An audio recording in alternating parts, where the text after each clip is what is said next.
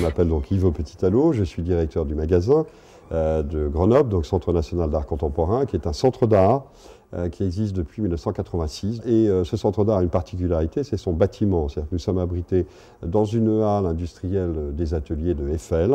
Il a été réaménagé donc, par Patrick Bouchin, qui est l'architecte réaménageur, par exemple, de l'U à Nantes.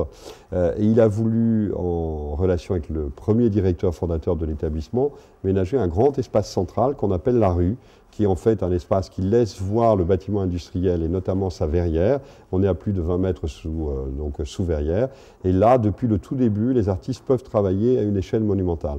C'est sa particularité, c'est sa marque, et c'est les images qui ont le plus circulé à l'extérieur et qui ont un petit peu assis sa notoriété. Après, celui en dehors du bâtiment, c'est bien entendu le programme qui a été développé donc depuis son ouverture depuis 1986. Donc le directeur fondateur a apporté la marque qui était celle de sa génération et notamment du temps où le magasin a ouvert, c'est au milieu des années 80, à un moment où il fallait repositionner la scène artistique française donc à l'échelle européenne.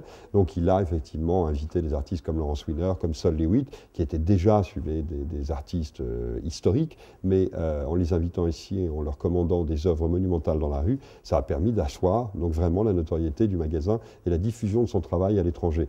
Ensuite, a succédé à Jacques Guillot, donc Adelina von Furstenberg, qui, elle, a développé un programme d'exposition plus contemporaine que Jacques Guillot avait pu le faire, avec des grandes expositions comme Matt Mullican, par exemple, ou Vito Acconci, ou encore Gino De Dominici.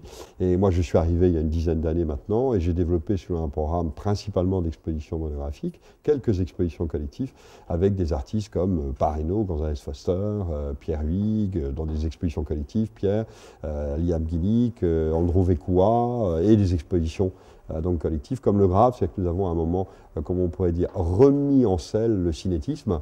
On l'avait fait de manière un peu en franc-tireur à l'époque, puis depuis c'est devenu quelque chose d'assez banal de parler du cinétique. Et on a continué en fait cette grande tradition d'expositions monographiques importantes et d'expositions collectives qui permettent à un moment de marquer un temps de réflexion, un temps d'arrêt sur la création, donc, ou la plus contemporaine, ou alors faire un retour en arrière dans la mesure où ça permet d'éclairer la création contemporaine. Notre mission principale est quand même d'aller vers des artistes, on va dire, qui sont jeunes, c'est-à-dire dont le travail est en cours de développement, n'est pas arrivé à se répéter et à aller vers une certaine forme d'académisme.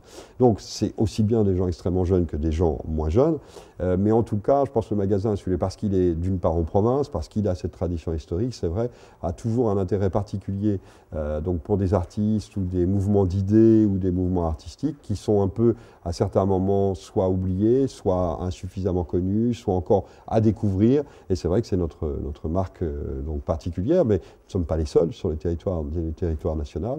Mais en tout cas, ici, on essaie de le faire depuis 1986.